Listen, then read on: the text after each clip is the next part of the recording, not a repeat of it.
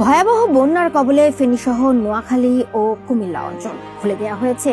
ত্রিপুরায় ভারতের ডম্বুর গেট, হু হু করে ঢুকছে পানি। মাত্র কদিন আগেই দায়িত্ব নিল অন্তর্বর্তীকালীন সরকার, তাদের কাজে বাধা দিতেই কি এমন কাণ্ড ঘটালো ভারত? বিদ্যুতের পর পানি, সব দিক থেকেই কি বাংলাদেশকে চাপে ফেলতে চাইছে নরেন্দ্র মোদী সরকার? এমন সব প্রশ্ন ঘুরপাক খাচ্ছে সোশ্যাল মিডিয়াগুলোতে।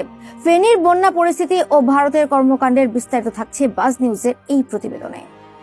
বিগত 22-23 বছর ধরে পানি এরকম ডলাই নেই, পানিটা বেশি হতো না, বাড়ি ঘরে হাতে গেছে আমাদের। সালটা 1993। সেই বাড়ি সর্বশেষ খুলেছিল ডম্বুর গেটের দরজা। প্রায় 31 বছর পর আবারও খুলল ডম্বুর গেট।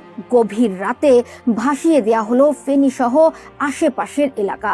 হঠাৎ এই ঢলে আতঙ্কের মধ্যে পড়ে বন্যা